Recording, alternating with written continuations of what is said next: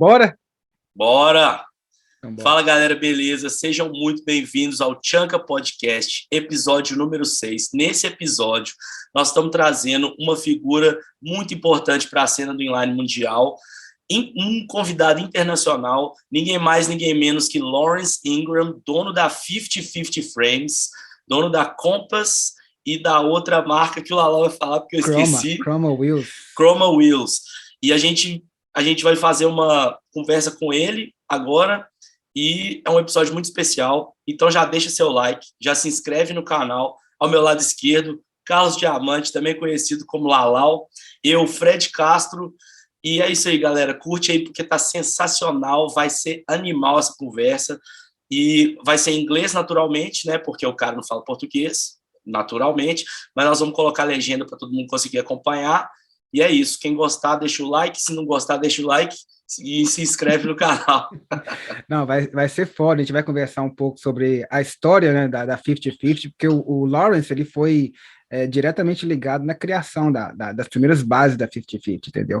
Então, ele estava bem presente ali no berço do aggressive inline skating no mundo.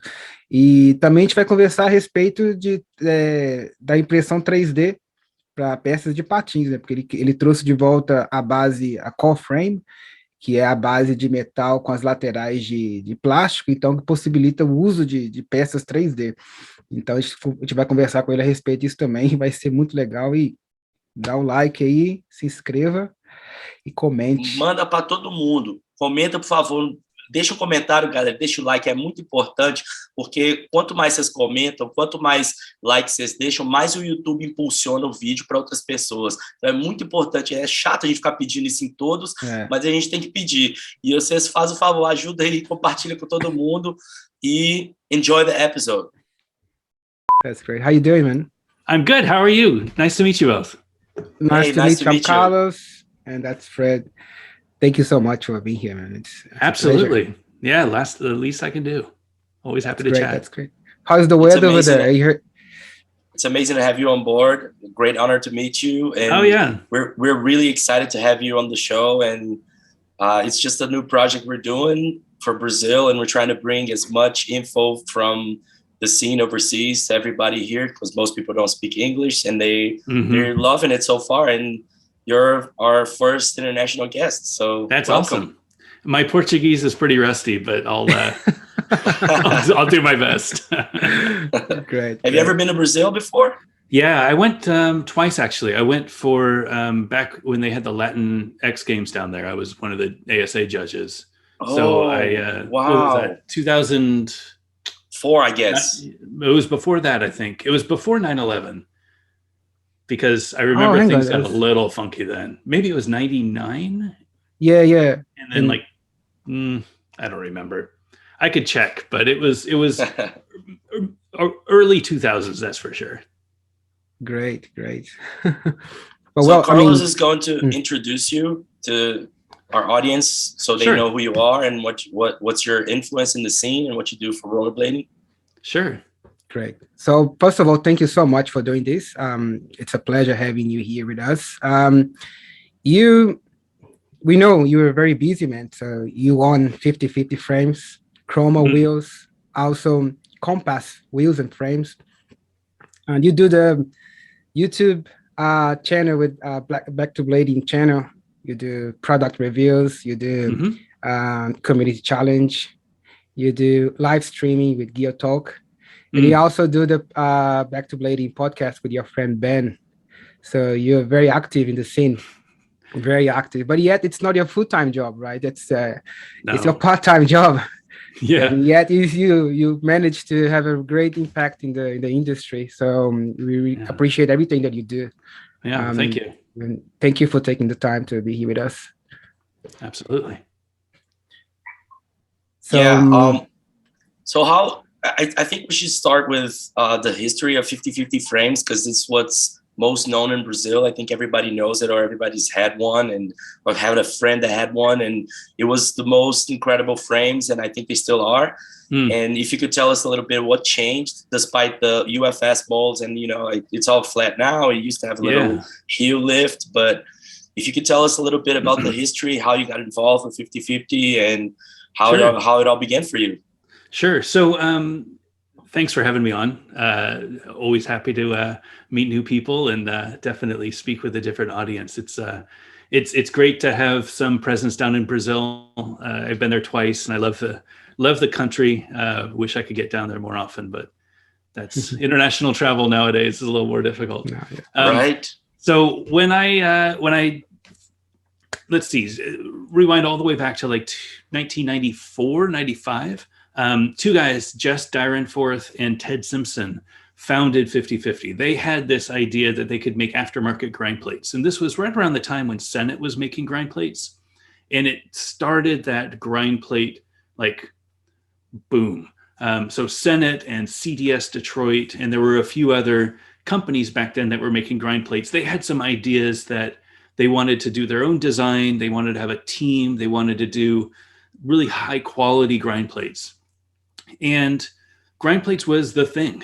Back then, all of the frames, all of the skates that we had, they didn't have replaceable frames. This was, pre-UFS. This was before the K2 Fatty. This was before the Rossi's Fifth Element. This was before any of those skates existed. So the grind plate was twofold. It made grinding faster because usually the frames weren't great. And second, it kept the frames from breaking.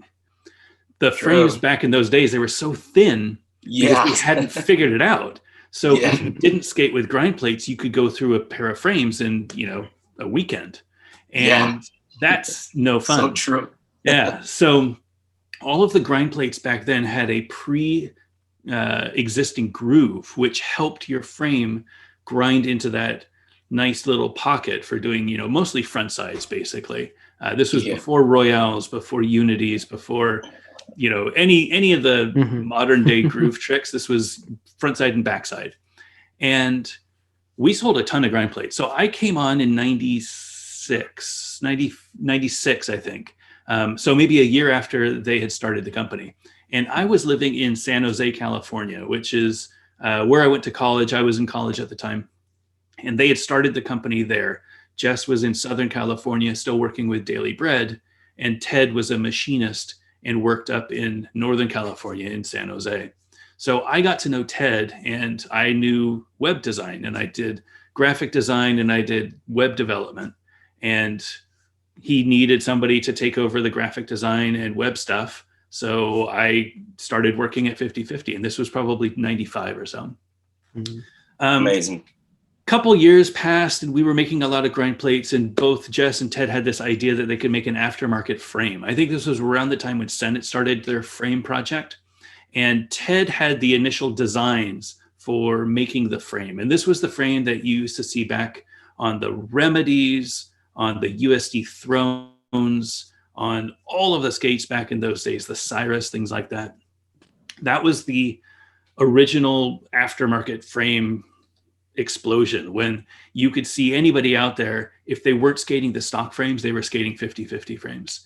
And we made a variety of colors. We made adapter plates so that they could fit on all different skates.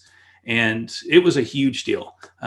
We probably had at one time maybe 7 or 8 colors of frames on the market at once. And we sold a ton of frames. That was a huge, like the biggest time for 50/50. And it didn't go unnoticed. Around 2000, 99, 2000, some of the companies started asking us if we wanted to standardize the frame mounting system. There was the Sennett system, which Sennett used and Razors used for their frames, but they weren't very popular because they just weren't really a frame company. They were kind of like a replacement frame standard. 50/50 was the frame company, and everybody wanted to have 50/50 frames. Most of the pro skaters were on 50/50 frames. And Solomon came out, and they started making their ST8 skates, which was the blue and the white one. And then they had the tan and tan one, kind of like the Pat Ritters that came out now from them. Yeah, I remember that. They approached us and they said, hey, we would love nothing more than to work with you on frames, but the way that our frames mount is a completely flat system. So their boot was flat. Their frame mounted flat to the boot. And then there was a shock absorber inside that gave you that forward lean that we're used to, like a Majestic 12. A huge one, by the way. It was a huge forward. A huge one. Yeah. But you could jump off of anything and you didn't have to worry about your heels, right? So true. We said that sounds great. Solomon got a bunch of different companies together, Senate and Razors and Powerslide and USD, and they started the UFS program. And Solomon did most of the design work on the standard. They got the patent and they licensed the patent to anybody who was part of that original group. And if you wanted to make frames, you could use the patent, but they patented it so nobody else could patent it, basically. And that was still own it? They still own that patent? They don't anymore. The patent expires after 17 years. So this was 2001, I think, when the patent came in. End of 2010, I think, is when the patent expired. Just like the H block, the replaceable H block. There's a lot of patents that stopped people from progressing from a development perspective because people had patents on them, like K2 and Solomon and Razors. And now it's all of those patents from the boom days are expired. So that's why you see replaceable H blocks now with the Sola frame or the Element 2 frame, things like that. I see. Yeah, it's freedom now, and we just come up with whatever designs we want. At any rate, so UFS was a big deal. We had a UFS frame at launch as soon as that first Solomon UFS skate came out, which was the Aaron Feinberg skate, the gray, I think it's charcoal and gray. And those came out, they were UFS, so our frames could mount directly on. The catch was every other frame market could now use that standard. Every other frame company could use that standard. So everybody was making frames. So this is when Kaiser started. This is when ground control started. This was the beginning of like physics and Able and all of those frame companies from the original days. They got their start in 2000, 2001, 2002, which wasn't a bad thing. We knew going in that 50-50 would not be, the king of the frame market forever. But I think we underestimated how quickly we would lose market share. And that was where 50-50 started kind of taking a dive. And the reason, now that I'm 20 years past, the reason is that we had a really difficult time competing with skate companies that could sell all of their frames on all of their skates. And most people were very happy with the frames that came with their skates. The ground control frames were great. Kaiser frames were great. And then eventually Solomon frames and rollerblade frames and all of those frames were great. So the incentive to get an aftermarket frame was much lower, which meant that we had to sell even more frames to stay in business. And that was where it started to become difficult. So we came out with that original UFS frame. We modified that mold a few years later to create the balance frame, which is the frame that I brought back in 2018. And then maybe 2 years after that, we developed the core system, which was our answer to freestyle frames. We wanted to create a freestyle frame that wouldn't break so quickly, because the original MOOC frames, the ones that came with the shadows, they were snapping left and right. And we said, well, what if we put some metal inside of it? And then we realized, well, this could be more than just one frame. What if this was a whole system? So you could use our freestyle walls, or you could use the balance walls and put them on the core, and you could use the same core and save a little bit of money and just buy the walls when you wear through them. That lasted for a few more years. And then I think in 2010, we kind of closed up shop. I personally left the day-to-day operations in like 2003, but Jess continued running the company until 2010 or so. And then for me, I dropped out of skating. I stopped skating for a while. And in 2017, I started to get the itch again. I was playing ice hockey and I wanted to stay in shape. And I said, hey, I miss skating. So I looked to get some skates, and I still had some 50-50 stuff in my attic, I guess, in a few boxes in the closet. And I went to a local skate shop, which was Oak City Skate Shop. And they had everything that I had worked on under spotlights and on the walls as like, this is wow. This is amazing. It was a crazy experience walking in and seeing your 20s. I'm 45 now, but seeing your 20s on the wall under spotlights as like an example of this is what the industry used to be. And this is how the pinnacle of design was. And I'm like, holy moly, like, I can't believe this even exists, because I didn't realize that people actually remembered all of the work. Was that what clicked with you? Was that what clicked with you for coming back? It's like, I can imagine how crazy and how amazing of an experience it might have been when you walked in and you saw that, like almost like a museum type setup where stuff is being so highlighted under lights. It's wow, man, that's a great story. It was. I had I didn't want to come back to aggressive. It never crossed my mind. I just wanted to skate. And I think ultimately all of us, when we get back, maybe we're thinking we want to do aggressive, or maybe we want to do slalom or cones or whatever. But ultimately just that feeling of skating is why we come back. It's not the grinding. It's not the jumping on the handrail or anything like that. It's just going out there and just cruising around. And that's all that I wanted to do. I didn't want to, I'm old. I didn't want to fall down and hurt myself. But seeing that, I said, you know what, I could still do this. And I realized that there's an industry out there, this community out there that I could, I'm successful professionally. Is there a way that I could give back to this community that kind of created my life? If I hadn't worked with 50/50 after college and done 5 years, 6 years of product design and working with customers and doing sales and doing production and things like that, I wouldn't be in a place where I am now, having a successful career. So I said, well, what could I do to give back to that community? And that's when I kind of started the back to blading thing and did the YouTube videos. And then we started the podcast. And nobody knew at that time that I was the 50/50 guy. I never brought it up, and I never, bragged about it or anything like that. But there were a few people who would ask, aren't you that guy, blah, blah, blah. Because there was this one, I was very low key when I was in the industry. I was always behind the scenes, but there was that one clip in Video Groove 17.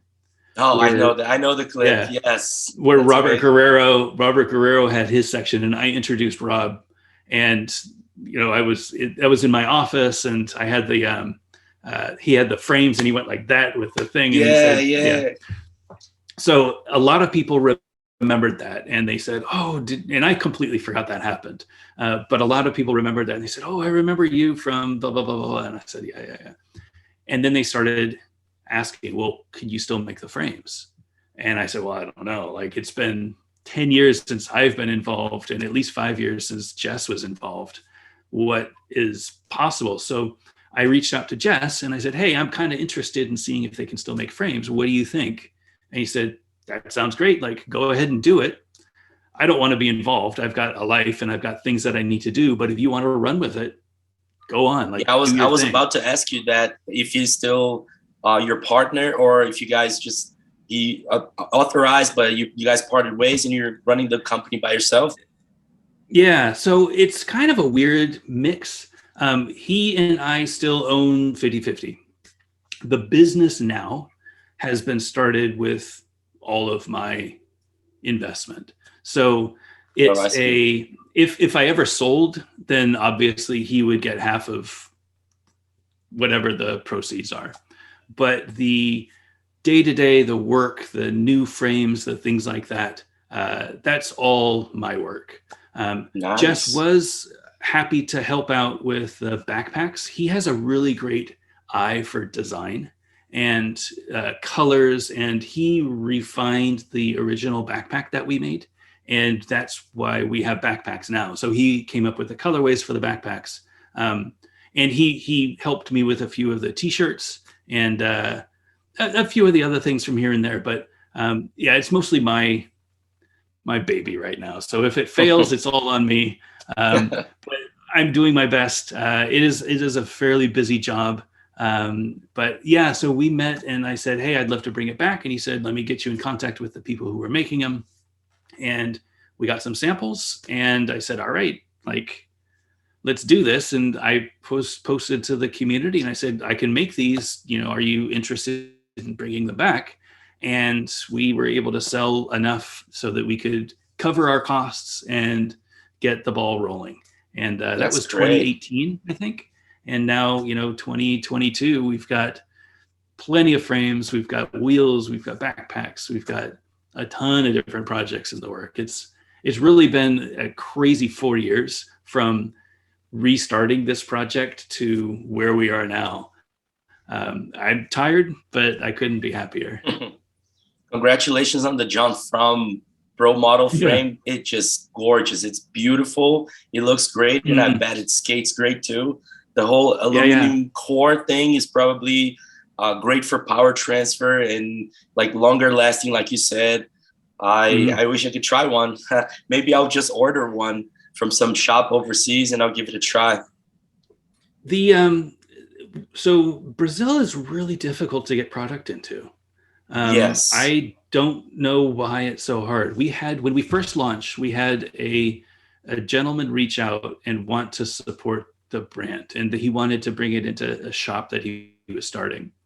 And I think he even paid for the frames. I shipped the frames, and I think they got stuck in customs. Yes. And never made it through customs. I have had a few other shops ask, and every time I say the same thing, I would love nothing more than to get frames down to Brazil. I don't know how. I don't know how to get them into the country. Fabiola da Silva, she and I have been chatting, off and on for the last few years. We've known each other for many, many years. And she got a pair of frames when she was doing shows here in the United States. And I was able to go up and I sent her frames here. So she was able to get them and then bring them back. But I've sent her packages to Brazil, to her house, and they never show up. Never got it. Yeah. Yes, it is a real problem. Like we have a lot of the taxation on importing goods is just insane. It's said to be 65% over the final value, but it's actually 65% on top of the shipping costs. And then it turns out if you buy something, let's say that costs $200, you end up paying $300 for the government. So it's pretty insane. And there's currency exchange, but it's 5 to 1 now, 5.4 to 1, $1, 5.4 reals. That's the name of the currency. And we make a joke, we call it unreal because it's crazy. And that's pretty much what the problem is. And once it reaches customs, the bureaucracy and the level of disrespect with the customer is just unbelievable. Like you'll just be like 1 month or 2 months in queue, just waiting for a response, and they won't even respond to you. It's crazy. It's really hard. Like skates, just so you have an idea, a Razor Shift skates sells for $2,500 in Brazil. Okay. 2,500, like $2,500. It's crazy. It's crazy. It's crazy. Who could afford that? Yeah. Yeah. So, now think about them skates that cost $500. They cost about $4,000 here, $3,000. Yeah. It's insane. It's insane. We do sell to Open Box Store. I think they're in Ecuador. I don't know that they can ship down to Brazil, but that's probably your best bet. They are, I think, our only major shop in South America. I see. Yeah, I think so. And I think they're in Ecuador. Locoskates.com ships here too, but they have a deal with DHL, which is like the transporting company. And the DHL has a deal with the government. So you end up having to prepay the taxes up front instead of, or you can pay them when the box gets here, but it's still like you can make the purchase online, and the website will calculate for you, and you get to see the tax there. And it's just like I said, I bought Famous wheels, and the wheels with the conversion, it's pounds, right, in England, and then the conversion itself, the price of the wheels were like $600, and I ended up paying $700 for the government. So I paid $1,400 for a set of 8 wheels. It's just crazy. It's crazy. That's crazy.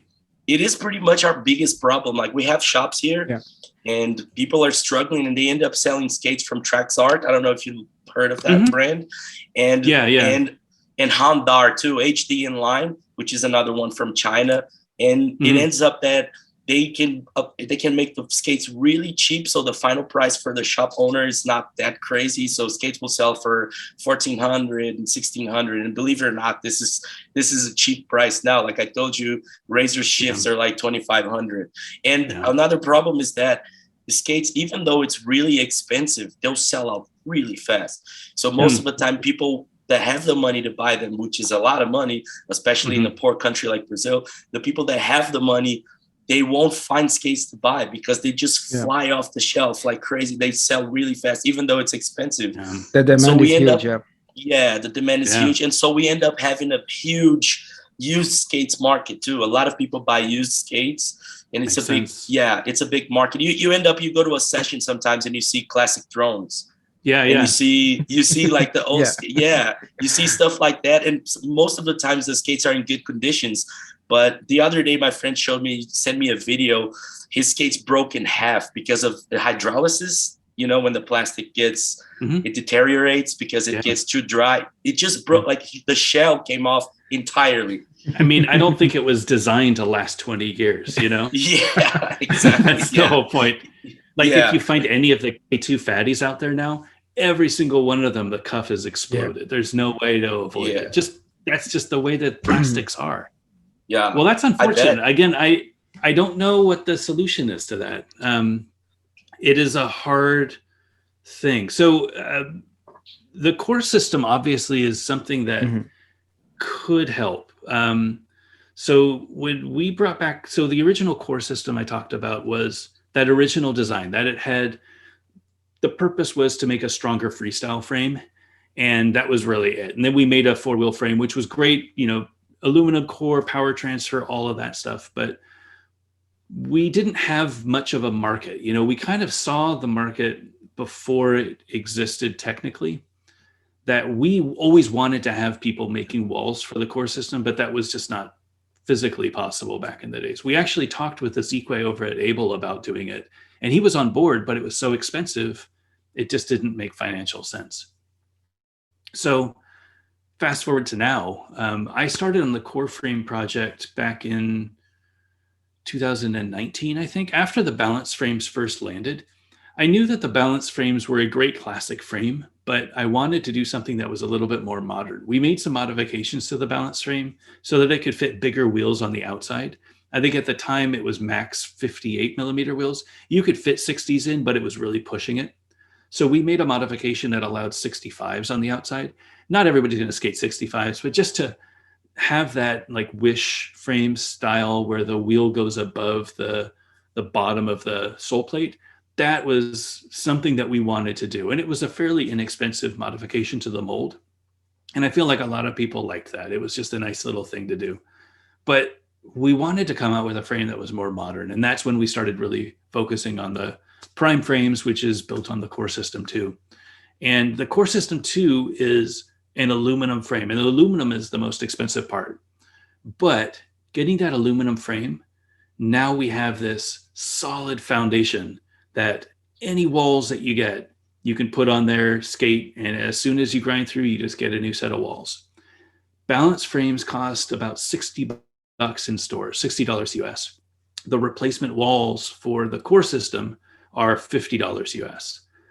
And you can 3D print them so that you can create your own walls. So we made sure that, again, so in my spirit of giving back to the community, I don't like when there's physics frames, for example, but you can't find any parts for the frames. So you have frames, but you don't have axles because they don't make the axles anymore. Or you have the Kaiser suspension frames, but the suspension rubber things are dead because it's been 15 years. What do? The frames are just sitting there. So I wanted to make sure that this system was easily extensible so you could you could make your own hardware. Like it was hardware agnostic. So it didn't have a pre-grooved like a Sola frame or like racing axle style. So it didn't have threads in the core. I wanted to make it so that it was easier for anybody to make whatever they wanted axles to fit. You don't have to use the axles that we have.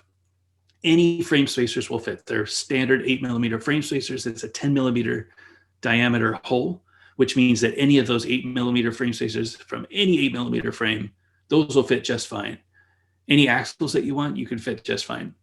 But having that really standard base, like eliminate as much complexity as possible and just have, this is 2 wheelbases, 250mm or 270mm, depending on how big your foot is, and maximum 65mm wheels and just 8mm axles.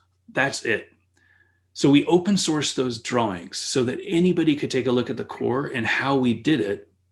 And then they can design a frame wall and 3D print their frame wall so that they could put it on that core system. That's absolutely amazing. Yeah, it keeps the cost down. So you could, I mean, you can't see here, but I have 3 3D printers here that when we do our market, we sell replacement walls and we sell them for $50 complete. Our cost is closer to like $20.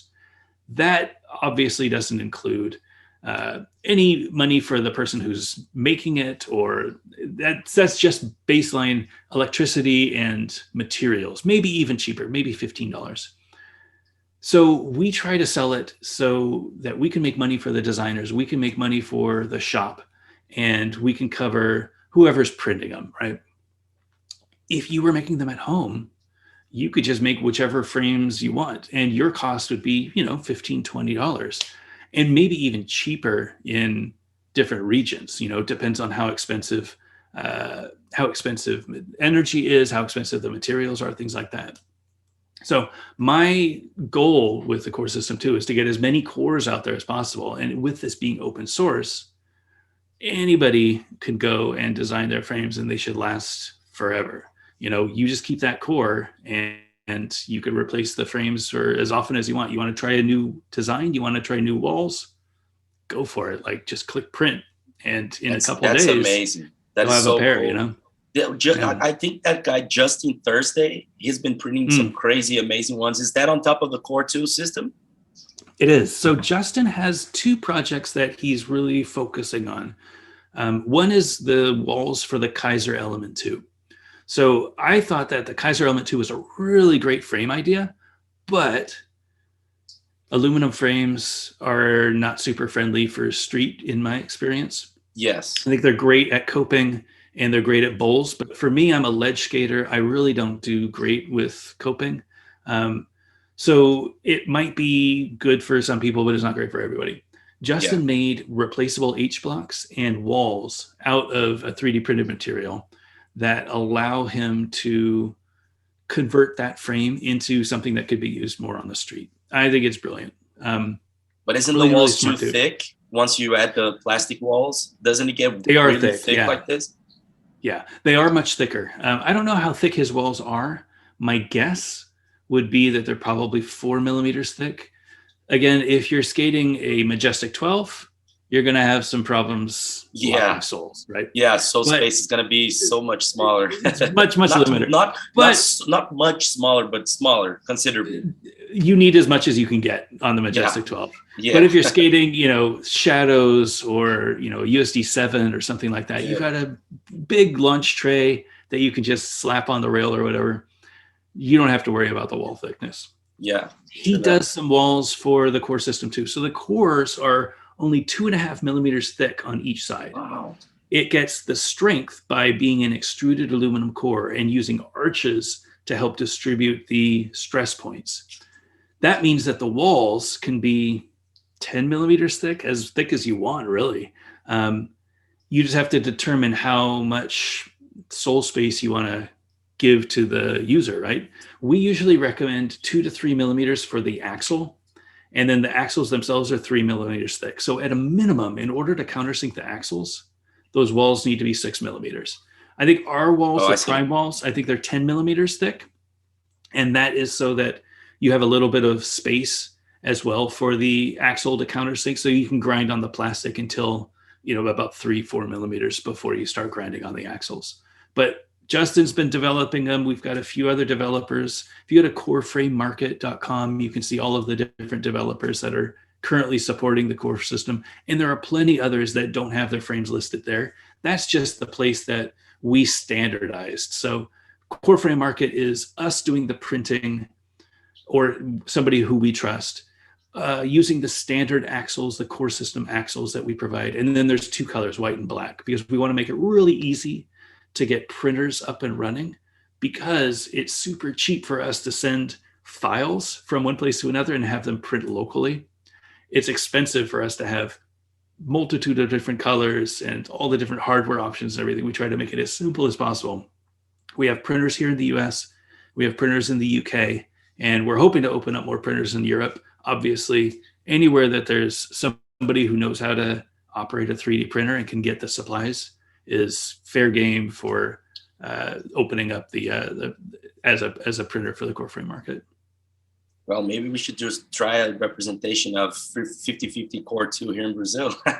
If I could figure out how to get them down there, I would. So all the files are online. If you go to Core Frame Market, you can go to the developers section and you can download a zip archive. I think it's on GitHub, actually.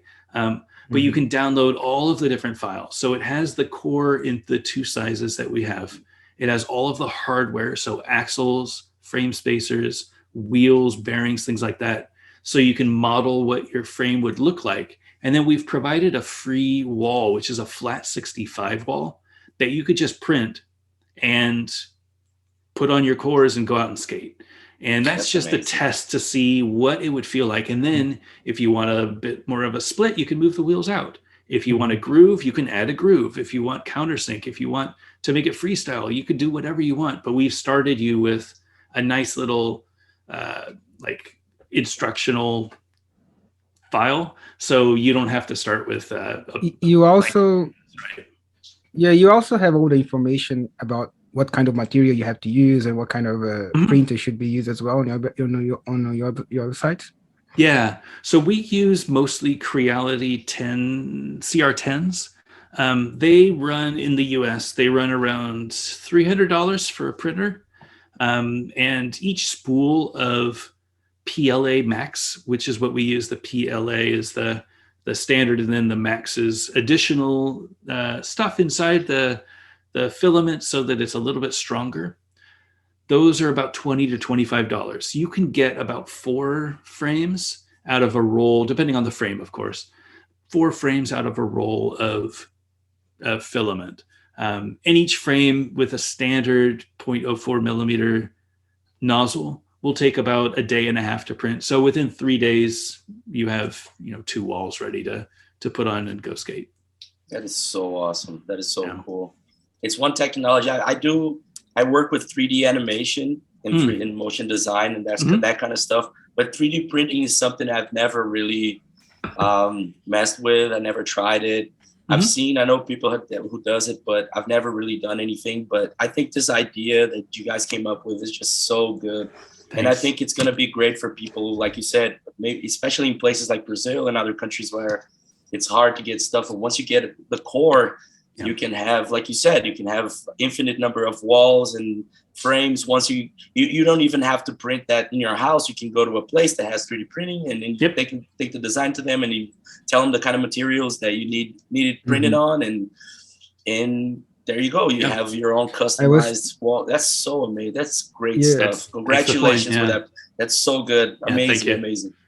I was even thinking that maybe if a way that can work okay in Brazil would be the shops that would be selling the core, the 50/50 core, should be also having the printers in the shop, so it'd be easier for everyone to have access to that. But I don't know, it's just ideas, but it can help a lot of skaters in Brazil, because they don't have access at all of the products from outside. So it's a kind of a shame, because so many people skating down there, and it's hard to see that people looking for products and looking for parts, and they cannot find it or cannot buy it as well. Yeah, we're skating with skates from 20 years ago that break in half. I mean, I try not to, but I could definitely see it. I get a lot of people who do come back and they say, hey, I just tried to skate. I saw your YouTube channel. I wanted to get back into skating. I put on my skates, had a great first session, and then at the end, they exploded. And I said, well, that's expected. Nothing we can do about that. Yeah. Well, when you start your YouTube channel, did you have any idea that there was a lot of people coming back as well, because you know that back in the 90s there were like millions of people skating, and now that everyone that was skating that time was coming to the age of 40 or 41, 42, and maybe have the same feeling as you had of coming back and skating. Did you have any idea that could have a potential of having a lot of people coming back to skate again as well? No, I mean, back to blading was me coming back to blading. It really didn't have any, like when I started the channel, it was twofold. One, when I was playing ice hockey pretty heavily, I would always bring a camera to the rink, and I would have cameras on suction cups, each end of the zone. And I would put them up so that I could see when I was skating in, what was I doing wrong? You know, how long did I actually have? Because when I don't know if you've ever played hockey in any capacity, but when you're shooting, there's always a tendency to shoot faster than you need to. And I wanted to see, like, how much time did I really have? Could I have held the puck another second? Or why did I miss that shot? Was the goalie even remotely there? Like, did I beat the goalie and just miss the shot? Like, I had to figure out why I wasn't getting more goals. And it worked. You know, I started really focusing on each of the games and rewatching the games and seeing what worked and what didn't work. And when I got into skating, I did the exact same thing. So I just set up a GoPro camera and I just recorded my entire session. And I said, what is it like? You know, where am I missing on soul grinds or whatever, right? That really helps. It really helps. It really helps. Really helps. Yeah. Sometimes you have no idea like what you're doing wrong. Like, you know, something is wrong, but once you see it, you're like, oh, I'm doing this. This is what's wrong. Yes, that's a great idea. I used to play hockey. Yeah, I played a little bit. Yeah, a little bit. More your like friends inline will hockey. always tell you, hockey's hockey. Your friends will always tell you what you're doing wrong. And they'll always say, oh, you need to bend your legs more. Or they'll tell you, oh, you didn't, like, I don't know. I try to zone out when I'm there and I don't listen to my friends anymore. But there's nothing better than having video evidence to say, why am I getting stuck on this Royale? And it's like, or why am I slipping out on a Royale, right? So if you go back to when you started skating and you started learning Royales, I know that you spent a lot of time washing out and landing on your hip or landing on your wrist. And you're like, why do I keep washing out? And it's like, well, if you set up the camera and you see yourself skating, you could see if you draw a line under your center of balance and your feet are way in front of you, you're obviously going to wash out. So you got to balance that out. And that was where I was like, okay, this camera is going to help because I'm going to be able to see what I'm doing wrong. And that's when I started posting saying, hey, anybody else out there might see that I'm out here skating and just having a good time. The second reason why I posted was when I came back, there were only a few YouTube channels. I think there were that I knew of. I think Bill Stoppard was just getting started. There were the big rollerblade channels, like Sven Bokhurst was doing the Sven around America or blading the world or whatever. City Hopper too. City Hopper, there it was. And, you know, the guys at Mushroom Blading had a channel. And then there were all of the channels from 10, 15 years ago. But all of these people were really good. And it was like a showcase of what skating could be. But it was intimidating for somebody getting back into it because everybody out there knew exactly what they were doing. Or they would do a trick tip and it would be, oh, this is how you do a hurricane topsoul. It's like you just throw it. And it's like, well, that doesn't help anything. Like, I'm just trying to learn how to topsoul, right? So it's like, I wanted to make a channel that documented my struggles trying to get back into shape and get back into blading. And it turns out that there were plenty more people out there who... Yeah, you spark and they wanted a lot of people relate to your content. I think one of your biggest videos is the one you're talking about the angles of Royales and you show all the skates. That's big. I've seen a ton of comments from a lot of people. Everybody loved it. And I guess it's pretty much what you said. Like, there isn't that many content of people explaining the basics and people can relate to that. There's a lot of people who, like you said, get intimidated. They're like, my God, I can barely soul grind and this guy's doing a tutorial on a hurricane topsoul and a down rail. I mean, come on, like, you know? what you're doing is really good, especially for people who are either coming back or they're just in touch with skating for the first time. And I think it's amazing. I try to take I appreciate that, first of all. I try to take so I love storytelling, and that's kind of my dad was a great storyteller. And I kind of took a lot of that inspiration from him. And I always try to have a story with every video. And the story is always told from the perspective of somebody who's at the session, who's just sitting down, drinking water, and just watching the session from afar. I never have follow cam. I never have like freeze frames or stunts or any like, I don't know, the music that I use is dry. It's like, it's just there to keep, you engaged a little bit, but it's really supposed to be like you're part of the session and you're just there watching. And as a result, I always keep my falls in. I keep the like stream of consciousness if I'm falling down or whatever, because I want people to feel like they're out there with me. And I think that was a big change. It wasn't, these are just the hammers or these are just the tricks that I pulled off today. It's here's the entire session. Like, I am old and I went skating and it was cold and I threw out my back. And that happens and it sucks. But I mean, if I didn't post that video, like that wouldn't be genuine. That wouldn't be like, this was the session. Like I didn't lie about the session. I was putting on my skates and, I tweaked something and it was cold and I threw out my back and I couldn't skate anymore.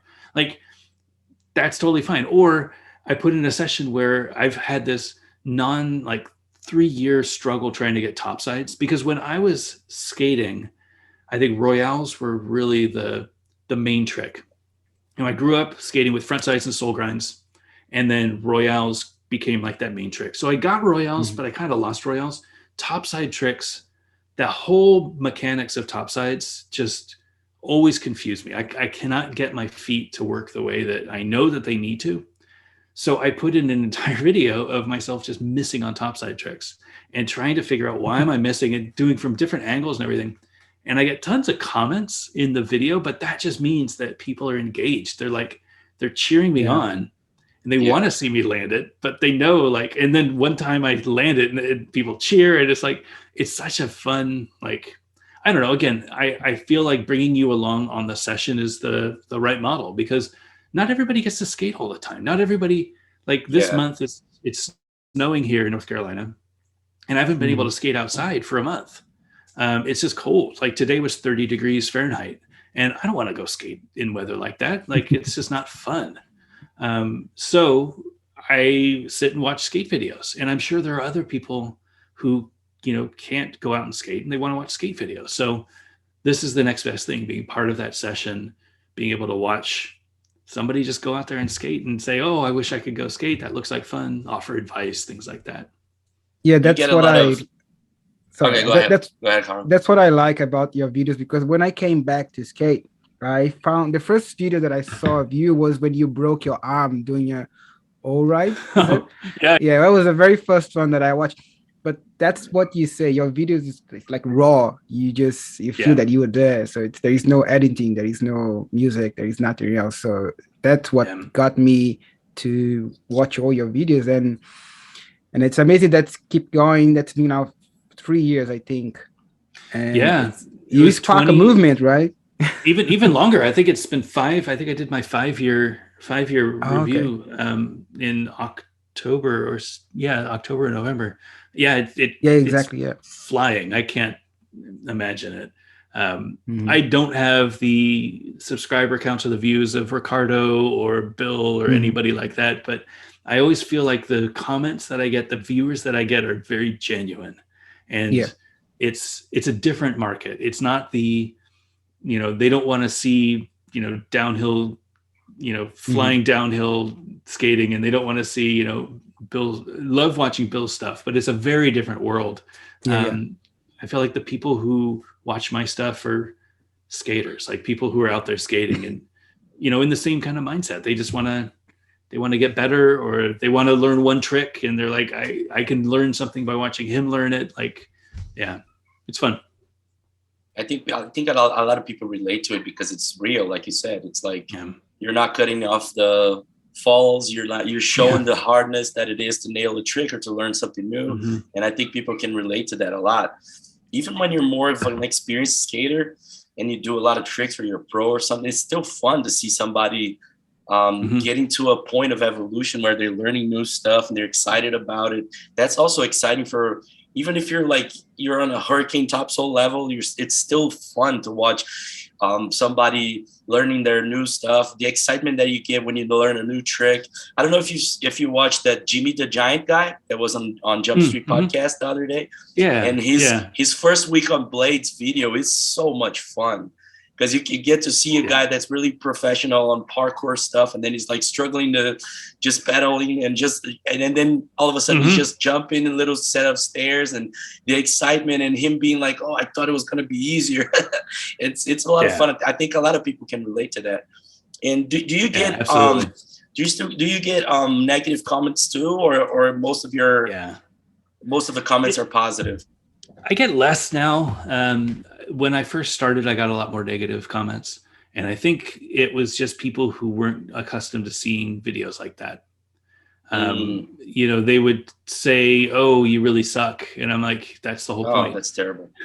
And I'm like, yeah, like, of course, like, why? That's what I'm posting. And I freely admit it. I feel like my skating has gotten a little bit better, though, after 5 years of skating every week. So the tricks that I don't have, I still don't have.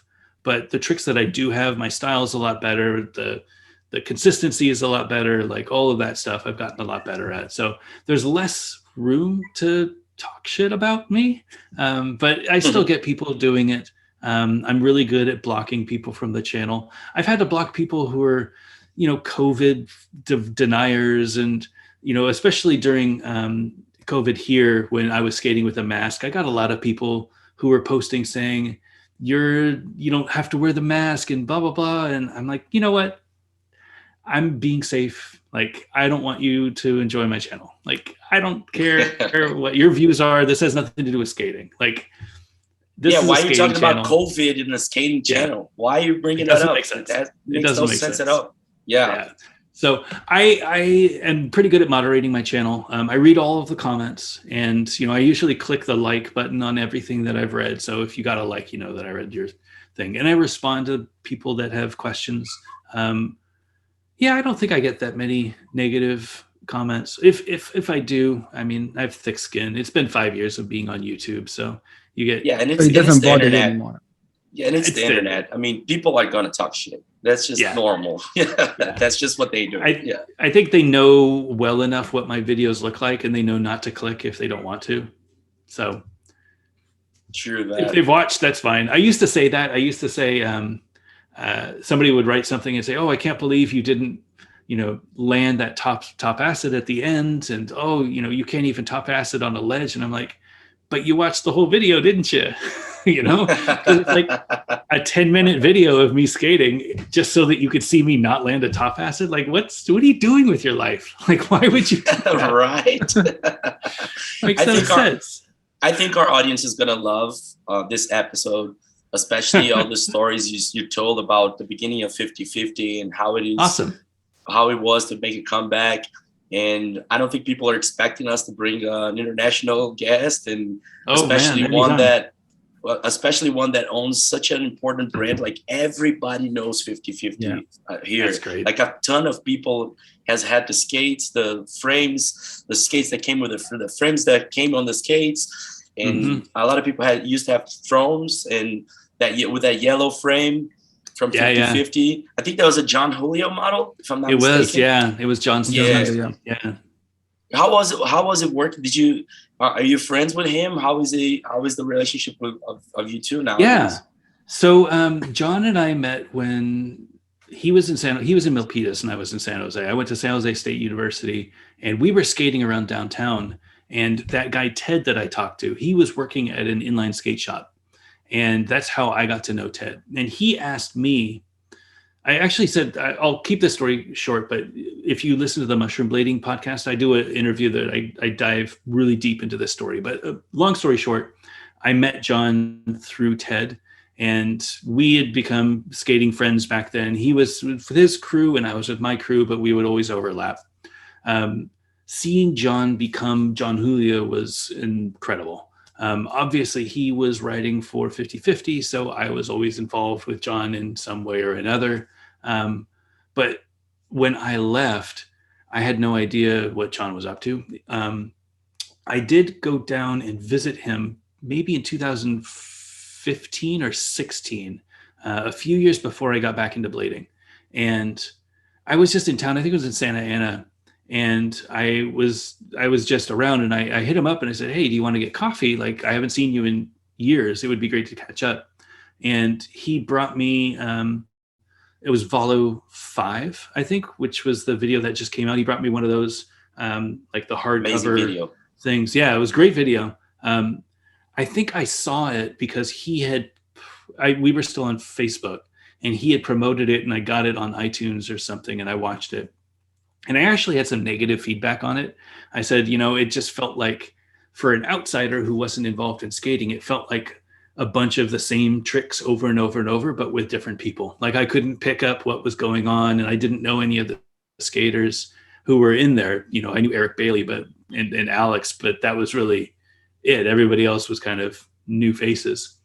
And I think he took it constructively, but it was kind of a weird, like, that was the sort of relationship I felt like we had, where we could be, completely honest about things like that. When I had the inkling that I was going to bring back 50/50, I actually had a lunch with him. And I came down to Southern California and I said, hey, I wanted to talk to you real quick. I knew that he was doing youth, and he was, still doing Volo. And I said, I just wanted to let you know that I'd been thinking, now that I'm back skating, I'd been thinking about bringing back 50/50. Is this something that would be a positive for the industry, or would this be a negative for the industry? And I didn't want to bring something back that was going to take food off of people's table. You know what I mean? Like, if people were relying on being the only frame company, that would be really difficult for me, because I don't do 50/50 for the money. I'm not doing this as a career. I'm doing this because I love it and I wanted to contribute to the community, but I have a full-time job, and I'm happy to do what I'm doing. I don't have to start the company, but I wanted to check with him. I checked with him. I checked with Chris Farmer. I checked with a few other people while I was down there, and just said, hey, I'm thinking about doing this. Is this a good idea? Like, am I going to rock the boat? Am I going to be doing something that I shouldn't? And everybody was supportive. John was super supportive. In fact, that day when I had breakfast with him was the day that he said, so, I'm going to be starting a boot company under them, and we're getting samples made and everything. And I was just blown away, because in my eyes, he was still Volo. I think this was when the Volo with the jeans, the Volo with the Vibralux came out.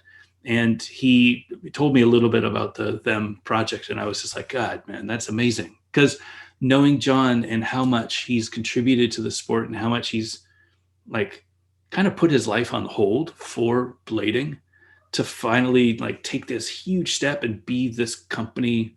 Like, he's always worked for somebody in one way or another, and now it's like, what, I'm in charge. Like, I'm calling the shots, and if it fails, that's on me. If it succeeds, it's on me. But I won't have to answer to anybody else. And I was just really proud of him. I thought that it was just incredible that he did it. And then obviously I had no idea that he was so capable of doing what he's been able to do with them. It's an incredible brand. Yeah, it's amazing what he's doing. It's so amazing. They even sell coffee now.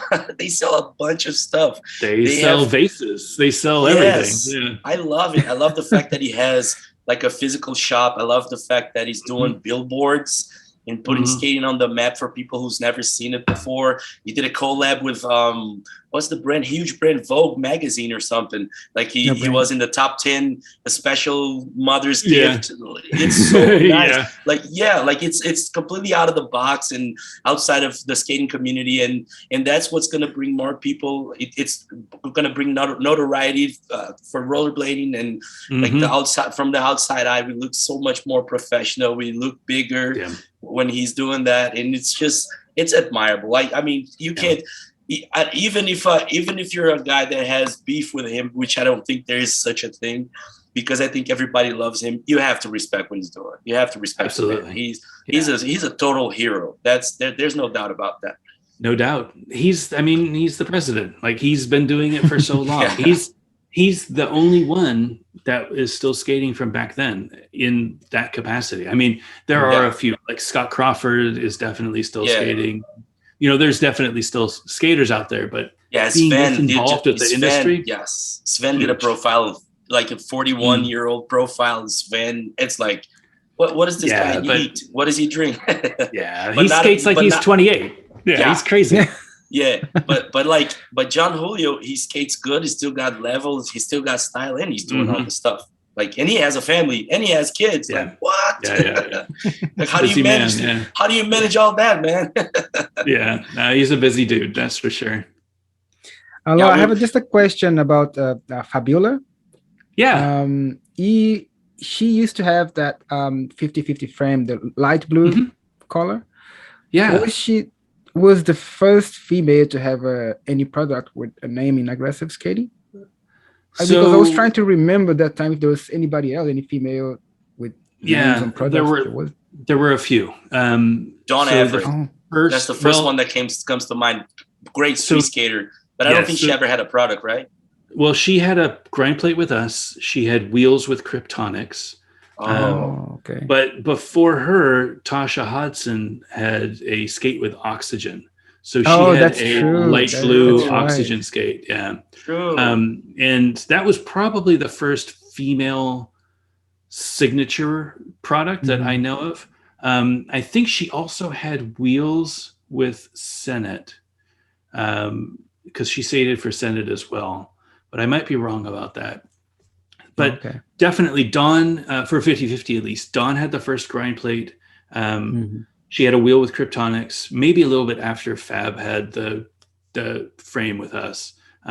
Fabiola also had a gold aluminum grind plate. She really loved gold. Oh, okay. Called them the Goldies. It was funny, yeah. So she had the gold aluminum grind plate. She had the blue classic frame. And then we did a UFS frame for her, which was a light gray with a blue H block. And I designed the patch to have, it was a blue patch that had like the flag of Brazil in it. I remember that one. Yeah, I remember that one. And it said Fabiola instead of, I don't know what it says. Does it say Brazil in the banner across the globe? I don't remember. It says it's ordem e progresso. It means order and progress. There you go. Yeah. So I just wrote Fabiola across. Yes, I remember that. I wanted that frame so badly. Yeah. So that was a lot of fun. Fab's an amazing person. So she, I met her. We're gonna try to get her in the show. She's amazing. she would love to. I'm sure of it. I met her probably when she was living up with Ezekwe. There was a time when she was living up in Santa Rosa and skating the ramp and just living up there. And then she moved down and bought a house in Irvine, I think, which was in Southern California. So we saw her a lot down there. And then I would see her whenever we were judging. I was an ASA judge, so I would fly around there. And I got to meet her mom and her sister out in Brazil when we were in, Rio, I think. Yeah, it was Rio. The two times that I was out here. And then we kind of went dark as well. Like I haven't chatted with her, but I think when I brought back 50-50, she reached out and she said, "Hey, how are you? Like, it's good to hear from you and everything." Or maybe she said, "This is great." And I wrote back and said, "Hey, it's Law. Like, how are you? It's been a long time." And we started chatting. And then 2 years ago, my daughter and I, so I have two daughters. She was 11, so it was 3 years ago. We knew that she was doing skating shows up at the amusement park up in Ohio, here in the United States. And I said, "How long are you going to be there? We're going to try to do a road trip." And this was an 9-hour drive for us. But I said, you know what, if I'm see Fab, like it's been 20 years since I've seen her.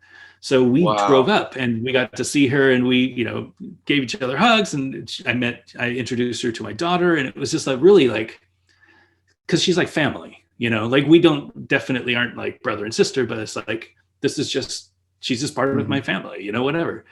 So being able to introduce her to my daughter was just a really special gift. And I've sent her frames and stuff in the past, and we've again tried to get her stuff out to Brazil, but it's really difficult. Since COVID, it's been really difficult to get things out to her. Yeah.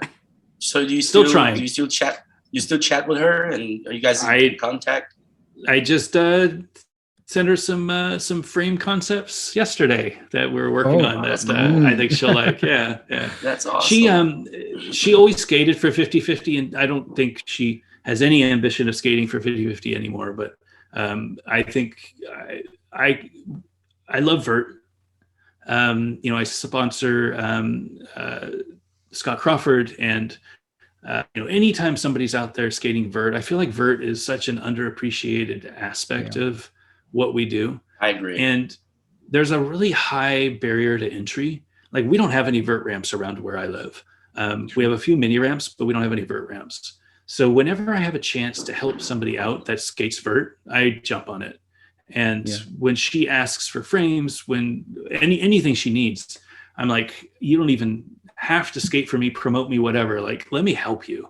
Like, do you need wheels? Do you need bearings? Like, what else can I give you that will keep you skating? Because there needs to be people out there skating vert. Like, we can't let vert die. So true. And I think Takeshi, Scotty, all those guys, they're really keeping the torch alive for the poor vert skaters. Yeah, and for the longest time too. I mean, those guys have been skating vert for 20 years now. It's crazy. Mm-hmm. But have you seen? There's this little kid. There's two kids. There's one American kid that I forgot his name on Instagram, and there's this tiny kid from, I don't know, South Korea or China. I don't know. He's killing it on vert. Like, he's tiny. I haven't. And he's doing like flat spin 540s, real above coping. And yes, the kid, and he rips in the park too, and there's a bunch of cool tricks on the ball. Yeah, so we might have a little bit of a future there, But yeah, absolutely. These guys are keeping the torch alive. You're so right. I mean, and I hope so. But vert has a little bit of a problem that you just said. Like, not every place, or actually no place, has a vert ramp. Which we just so happen to have a wooden one here in my city inside a park. There's this concrete park, and then we have this massive 4.5 meter tall vert ramp, and we do have a few vert skaters there. And it's crazy because it costed $1 million to make. It was crazy. Yeah, insane amount of money. Yeah. I mean, of course, politics, they probably stole a little bit of money here and there. They overpriced it. Yeah. But yeah, it's there and it's amazing. But that's pretty much the problem. I mean, the reason why I think we don't have that many vert skaters is because the basic problem is that you got to have a vert ramp. You got to have one. You got to have, it has to be available. Otherwise, you just can't be a vert skater. That's as simple as that. And vert is a commitment, right? Yeah. You have to do every day. You got to practice. You have to practice a lot. You got to wear the gear and the equipment. There's no skating vert without a helmet or without pads. And you have to practice a lot. It's a tough discipline. But like you said, you're absolutely right. I mean, it would be so bad to watch vert skating die because it's so amazing, especially when you watch it live. When it's right in front of you, it's so impressive. Like, I remember seeing Fab skate the vert ramp. Like, I was scared of like dropping and doing a stall, and then just like flying alley-oop flat spins and like head high. I'm like, oh my God. It's just like, it's mind blowing when you watch it live. But it's one discipline that unfortunately doesn't have that many skaters, that many practitioners. I mean, you don't see that many people skating vert because it's hard. It's hard to find a vert ramp, especially a decent one.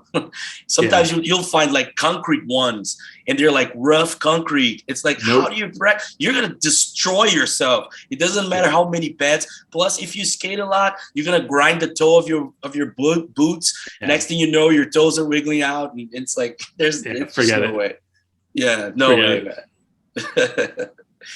So I guess we covered a lot of ground, and we just wrote up a few questions, but most of it you said it, you talked about it already. It was like the awesome relationship with Fabiola. How was it like to have her on the team, and if you guys are still in touch?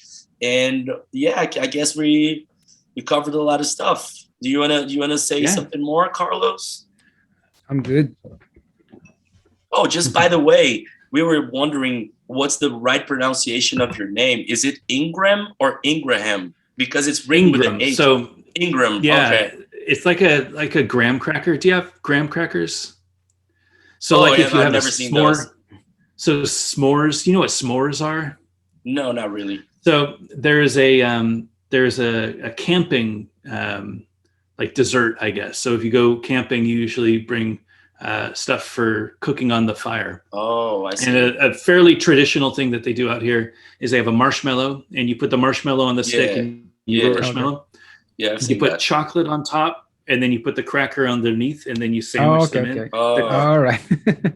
That cracker is a graham cracker. Oh, okay. So my name is that plus the IN. So Ingraham. Ingraham. Yeah, Okay. Ingraham. Yeah. Okay. Great. Because we were afraid I was going to be like, I think it's Ingraham. I mean, look, there's an H there. I've heard it all. But they were like, I've heard it all. English, It's English, so we're not sure. I mean, it's best to ask. It's always best to ask. For some reason, everyone got my name right. It's Diamante. No matter which country. I live in Japan now, right? So, but even though in Japan, they say my name right. And I was like, yeah, that's great, That's great. Yeah, mine's pretty easy too. Fred Castro. So there's no difficulties there. Everybody knows Castro from difficult. Fidel and yeah. No relation, I'm sure. Yeah. So what are the future prospects for 50-50? Do you guys? Oh, by the way, I remember a question. Who's riding for your team now, and how was it to have John from? I met him once. I went to California to Bladen Cup 2016, and then I went to the Razor's Warehouse where they have the down boxes, and then I skated with John a little bit. John is amazing. He's such a good guy. He was really nice to me. Never saw me before, and he was nice. He was pushing me to skate. And how is it to have him on the team now? I mean, the product is amazing. I love the frames. Congratulations. Thanks. They're beautiful, and I bet they skate great. Yeah, thanks. So how's your relationship with John, and how did you get him to be in the team? And who is the team, by the way? Like, is it him? Yeah. How many people are in the team right now? We have 3 on our pro team, and we have like 6 on our AM team. The 3 pros are John, Chris Farmer, and Stefan Brando. Wow, that's a solid. That's a solid team.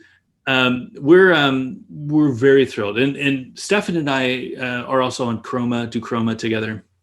But Stefan has been with the team since the beginning. He was one of those guys that just reached out to me before I started 50-50 and just wanted to learn more about skates. He's always thinking about like how skates work and the mechanics behind it and the marketing behind it. And he and I just got a really good professional relationship, and then we got to know each other a lot better. Really, really great dude. He's an amazing artist as well, which is something that I definitely don't have in me. I'm a very technical artist, but he has the visual design language that I just could never grip. You mean Stefan Brando, right? Stefan Brando, yeah. Chris Farmer obviously needs no introduction, but Chris and I knew each other from way back. Chris was on 50-50 back in the days for a while before Shane started Shadow. And Chris stayed in Alameda, where I grew up, while we were filming for the 50-50 video Juice. So I got to know Chris really well while he was living out there for maybe a month. I think he spent out there. So we got to know each other really well. And then I saw Chris again when I started up 50-50 and visited him in Southern California and just said, hey, and we'd been chatting a little bit before then as well. John was new. I didn't know John at all. And I think John reached out. How did that work? I think John reached out when we were making balance frames. I think he was at a point where he wanted to try the frames because he wasn't super happy with razors. And he was like, it seems like, because he knew Stefan really well. And he said, well, Stefan seems to be getting treated really well. And I bet there's something there. Like, I don't want to say anything negative about razors. It wasn't a good fit for him. And that was something that I think John saw a potential future with me. And we just started talking. And he said, I want to buy some frames and try them out and see if there's a good match. And I'm like, I'm happy to send you frames. Like, let's not get you in any trouble. Like, skate them in private. Just see if it's something that you can work with. Like, if you like the frames or not. If you don't like the frames, don't skate them. And we just got to talking after that. He and I talked for like an hour yesterday, just randomly, not because we don't talk for an hour most of the days, but we definitely chat online probably every couple of days. He's just a really good dude. I mean, I think what you saw there at the Racers training center was a genuine, like, that's John. Like, he's just very humble, very looking out for other people, wants to help other people improve, wants to help other people have a good time skating. When I started building the team, that was the main thing I was looking for. It wasn't, can you win a competition? It wasn't, how many video parts do you have? It's, can you represent the brand in a way that I feel the brand should be represented? And my personality, you saw in the videos, like my YouTube personality is pretty much the way that I am. You got to be very humble. You got to realize that you're not the best skater in the world, but you're going to try really hard. You're going to pump everybody else up, and you're going to try to make skating look as good as you can. And I feel like everybody on the team hits that in every aspect. They're all very approachable. They're very professional. They all have that something special about their skating that doesn't fit into other boxes. Like, if you look at Chris Farmer, you say, well, that guy could kill any rail imaginable. John, the technician, right? So he'll do the craziest spins to grinds, and just everything just lands perfect first try. Stefan jumping off of roofs, grinding the side of buildings. Like, they all have this very different way of looking at skating. And I absolutely love that. Skating shouldn't be the same for everyone. Skating is, you've got your wheels on your feet and you go out there and you do what feels right. And I have no tolerance for people who are gatekeeping skating, saying that that's not how you do like the mistrial, right? Like, if your feet have to be together, it's like, you know what, go out there and have fun skating. Like, I totally agree. But it's like, if you're out there, do your thing. Like, I love skating big wheels. And there used to be no room for big wheel skating in aggressive. But now, with wish frames and with, the other like Kaiser elements and stuff, big wheels with grind area is a thing. Like, people go out there and skate big wheels all the time. If all you want to do is just destroy your city and jump over everything, like, that's fun. Like, go out there and have fun skating. You're still making skating look awesome. Like, that's what we want. So. I think you have the right kind of mindset when it comes to the people you recruited for the team, because to me, that's the right kind of pro. If you're going to be a dick to new people, I don't care how many good tricks you do. I don't care how many comps you win. If you're not portraying skating in the right way, and that means you're being nice to people, you're showcasing what's possible, you're doing it in a stylish way, you're doing it, you're trying to help people progress, you're pumping everybody to skate to be a better skater, you're making a friendly environment so people will be excited to be part of the community and be part of rollerblading and be like, oh man, I started doing this new sport. It's called rollerblading. I'm doing a little bit of tricks and I'm loving it. And then this is the right way for me. Like, I think, well, you can't expect every pro to be like this because people have different personalities. They have different mindsets, different upbringing and different cultures. But I think, to me, that's the right way of being a pro, if you know what I mean. I mean, like I said, I don't care how many comps you win. If you're not going to be approachable, if you're not going to show rollerblading that it's a positive sport and that the goal in the end, like Ricardo Lino says, we all started skating because it's fun. So if you're not going to bring that to the sport, you might as well just, pass the torch. Like, you got to bring more people in, and you got to be like even nice to other people, like from other sports. You have to know how to behave in a skate park, in a public park where there's BMXers and scooter kids and skateboarders, you know. So that's the right way, in my opinion.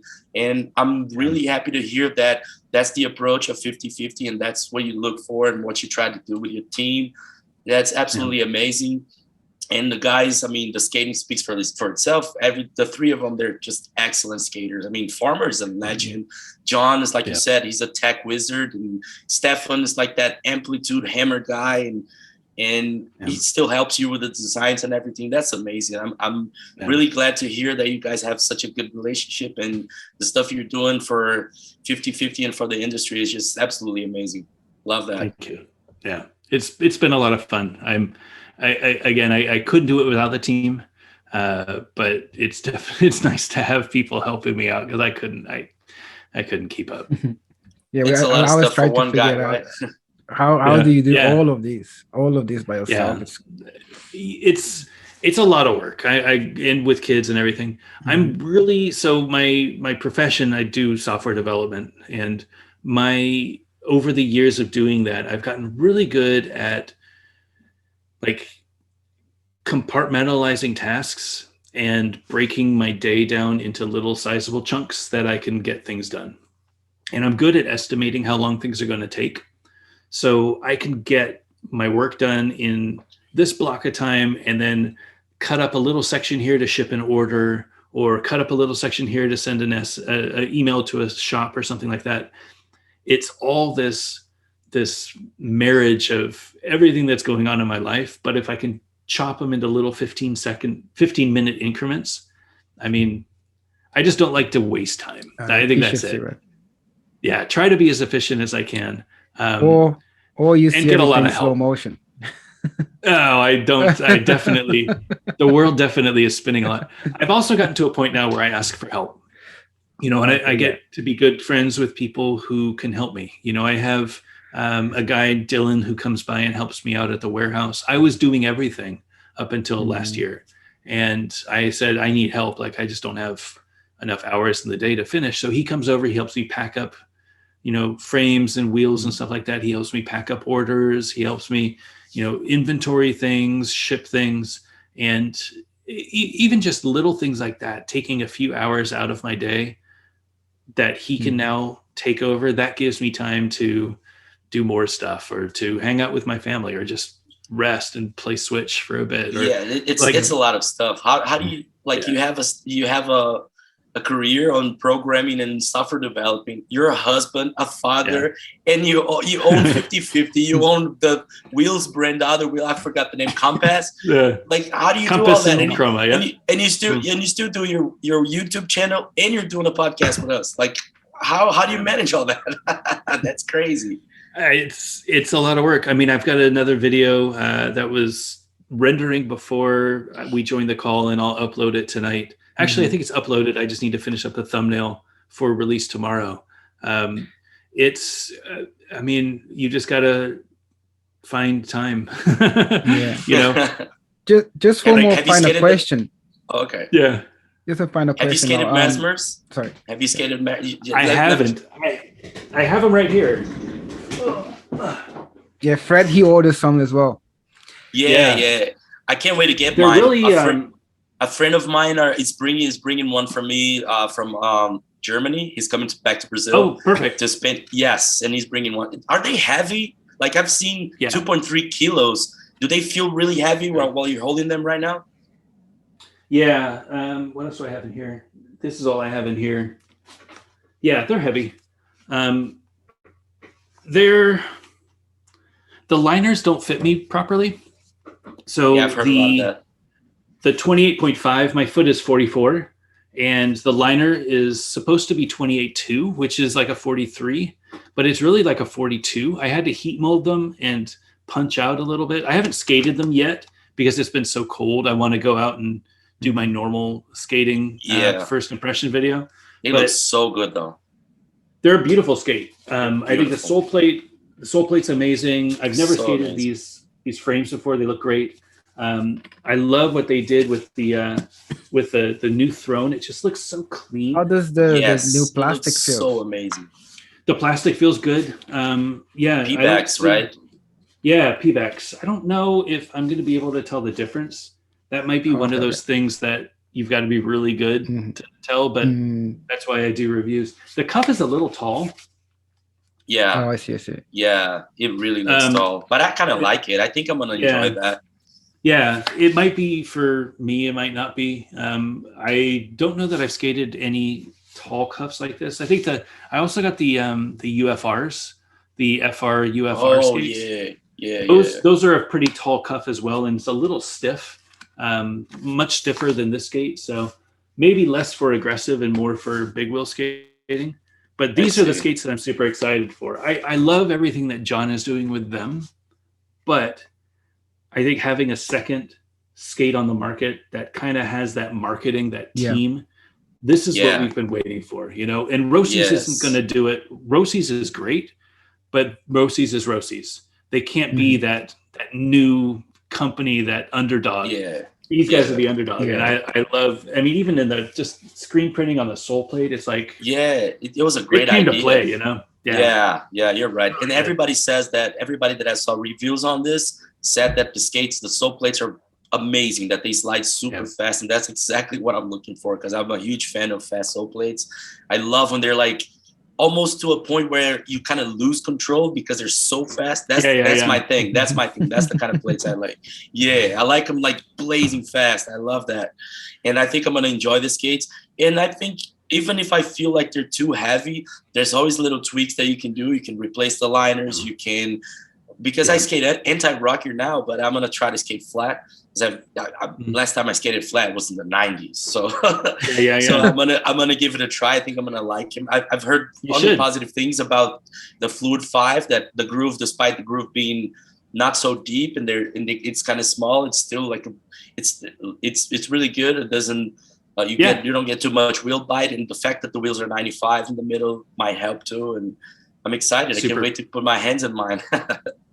It's awesome. Yeah, I'm excited to see more of them out there. I think more people getting this mesmer, just again to level the playing field. Like them has taken so much of the attention of the boot market in the last 3 years. Yeah, there needs to be somebody else coming out with something exciting, and I think here we are.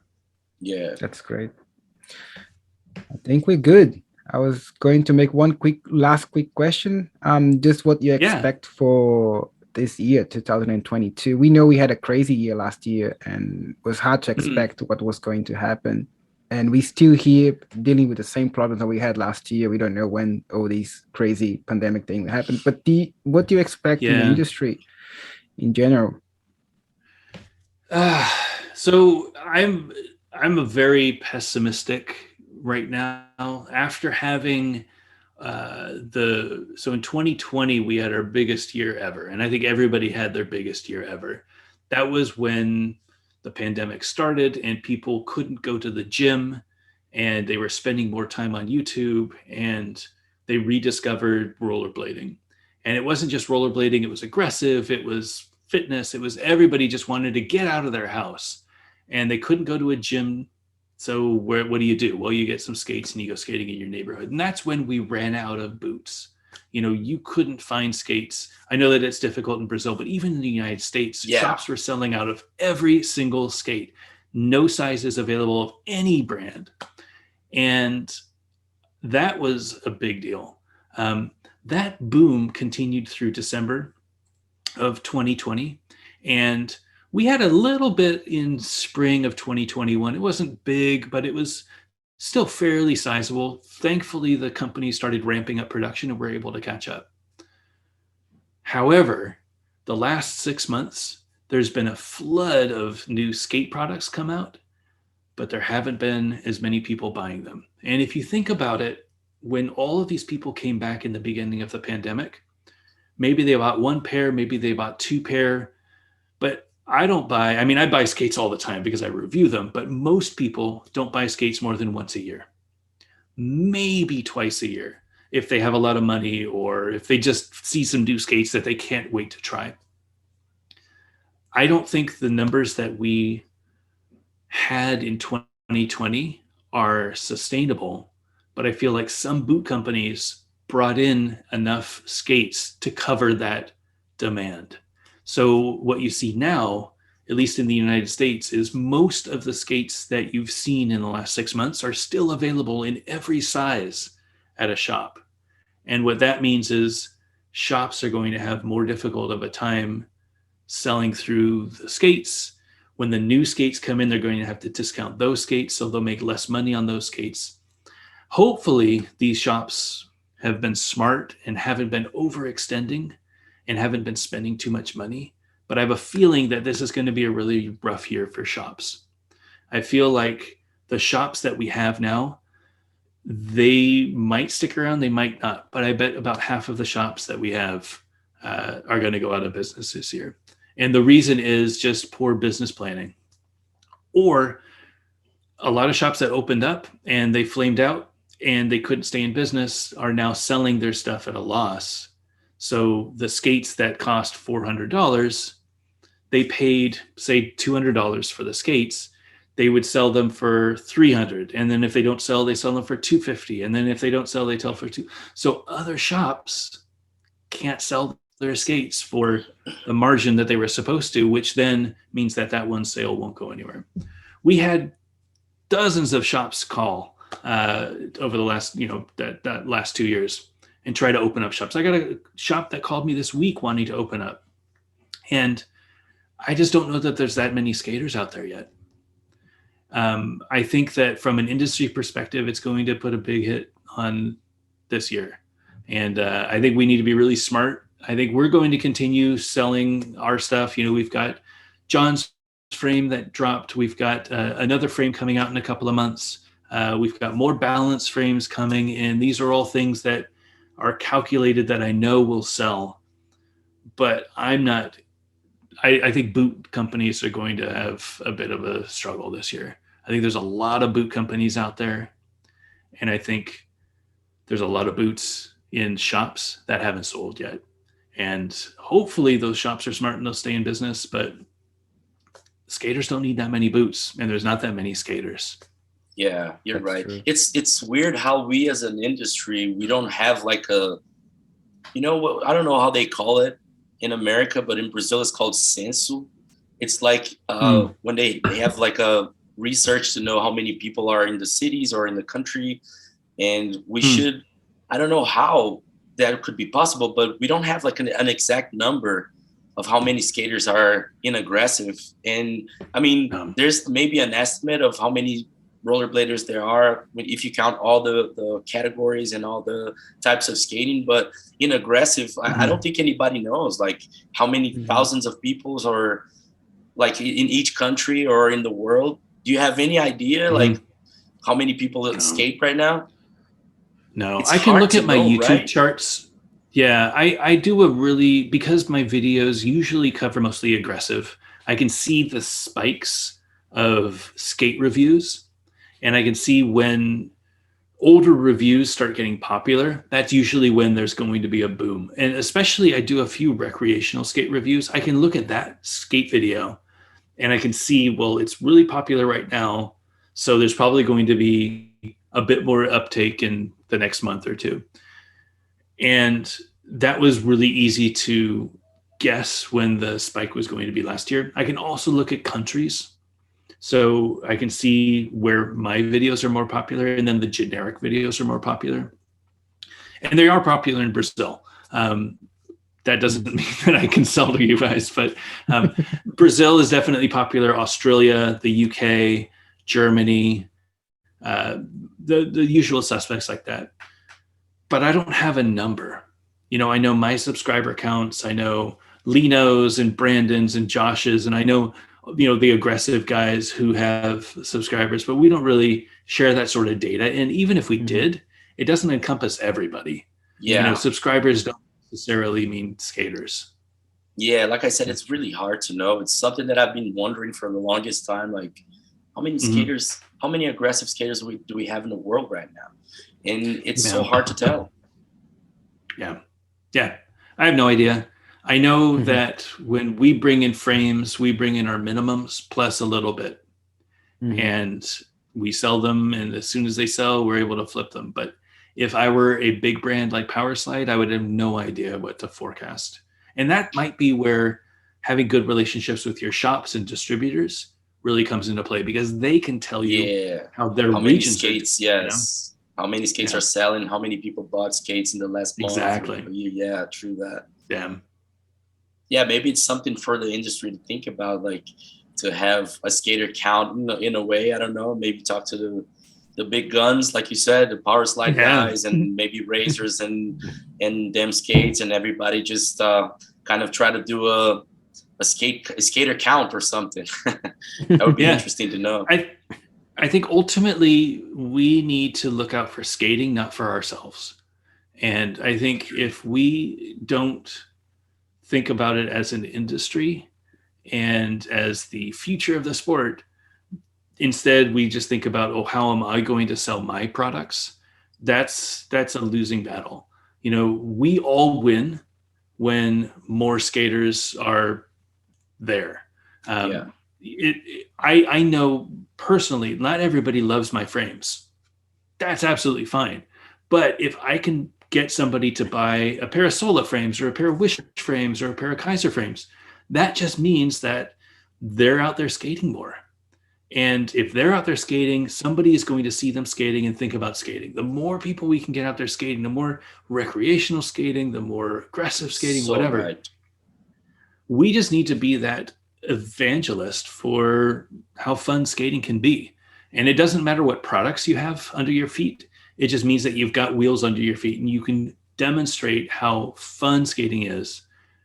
More people will see that, and then eventually it will come back to help your business. But that's like, we need to make sure that we continue this trend, that we have a lot of eyeballs on blading right now. Let's keep them there. Let's keep it professional, keep it like humble, welcoming. You know, this is the time to be everybody's best friend and say, hey, you know, do you need help with that trick? Or, you know, I used to struggle. This is what I've been able to do. Like that. This is the year for that. I 100% agree. I 100% agree. Totally agree. Absolutely. I wouldn't have anything else to add. That is the spirit. Yeah. That's the way to look at it. And that's how we're going to grow. I just have one more question to you, which is like I don't know if you've heard about this. This is kind of like a story that has been around that I've heard from, if I'm not mistaken, Drake Powell told me this, that back in the day when rollerblading, like in the 2000s, in the early 2000s, that people like Andy and other people from other brands, they try to slow down on the amount of skates they produced, because they were afraid that if skating grew too much, that brands like Adidas and Nike or whatever big brand would just take the industry over, and they were afraid of losing their market share and stuff like that. Have you ever heard anything about that? I haven't heard of anyone slowing down to make it seem like it's not popular. I don't know why that would be a good business. Yeah, it always seemed weird to me too. Yeah, anything's possible. I don't think that aggressive specifically or anybody at racers would be impacted from that. I think if anything, maybe the rollerblade, Powerslide, FR, those recreational skates, that could be a thing. And they lost a lot of, when skating started getting big, that's when K2 started coming in. That's when Bauer, that's when Solomon, that's when, Nike made skates. All of these guys got into it in the early 90s because it was a trend, but they didn't really make aggressive skates. I don't think aggressive ever, nobody thinks about us to begin with. That's why I was so excited when Rollerblade came out with the blank, because Rollerblade is the brand. It's the verb. It's what everybody thinks about when they go skating and going rollerblading. And to have Rollerblade create a brand new aggressive skate that they can put in their shops that aren't the aggressive skate shops, and it just sits right up there with their fitness skates. And it's like, here's a kid skate, here's a recreational skate, here's a fitness skate, and here's an aggressive skate. And it's like, we have a seat at the party. And now Aggressive is not this person that you kind of hide in the corner and you bring out when you want somebody to, like the little court jester, to do the little tricks on the half pipe, and then you put them away when your parents come home because you don't want anybody to see them. Like, we have a seat at the party. Like, they think that Aggressive is legit. It's a very exciting year. Again, not to be too pessimistic, I do think there's a lot of big things happening with the industry, and I think that this is going to be a really good year. I just hope that shops can stick with it. And the way that I'm going to help do that is we're going to help work with shops and try to promote their local communities as much as possible. That's awesome. My goal for this year, is do everything that I can to help shops. We have an amazing community here in Durham. We don't have any shops. So we're going to be doing some more community outreach stuff. We have a really nice warehouse that, we have a little skating area. When it becomes a little safer. Yeah, it's a lot of fun. When it becomes a little bit safer to have crowds over, we're going to be opening up, and we're going to have video premieres. We're going to have little, weekend events. We're going to have barbecues, things like that. Anything that we can do to bring skaters who are already skating and keep them engaged in the community. I think everybody can do that. Skate with your friends more that you can. Get on your Facebook groups or your WhatsApp groups or whatever, and try to go out on more group sessions, because that's the way that the community becomes stronger. That's ultimately the way that we'll continue making blading grow. True. What state are you in right now? I'm in North Carolina. Do you live in? North Carolina. Okay. So we're about a 12-hour drive north of Florida, and about a 12-hour drive south of New York. Oh, I see. Right in the middle. I see. So right in the middle. Yeah. It's the South. It's a really great place. I moved out here about 10 years ago with my wife, and couldn't be happier. It's just a beautiful area. Lots of trees, lots of, 2 hours from the beach. It's a little slice of heaven. That's so nice. Lawrence, we wish you all the best with everything. Thank you. Do, because you do a lot. You do a lot, and we are very happy. We're very lucky to have you in the industry. And I'll take this opportunity to thank you again to take the time to be with us today. And it was great. This was great for us. And we wish you all the best. Thanks a lot for this. Yeah. Amazing episode. It was an honor to meet you. And I make his words my words. It was an honor to have you. It's an honor to have you in the industry. And thank you for everything you do for the sport, for making great products and promoting the scene the way you do. And we thank you very, very much for being with us tonight. And we're gonna try. We're gonna try to bring more 50-50 stuff to Brazil. So long as you guys are skating, I'm happy. It doesn't have to be 50-50 under your feet. Just make sure that you're out there skating. Great. Okay. Yeah, thanks, guys. This was great. I had a great time. It was great. I loved it too. Thank you very much. Thanks very much. Absolutely. Have a great evening. Thank you. You too. See you.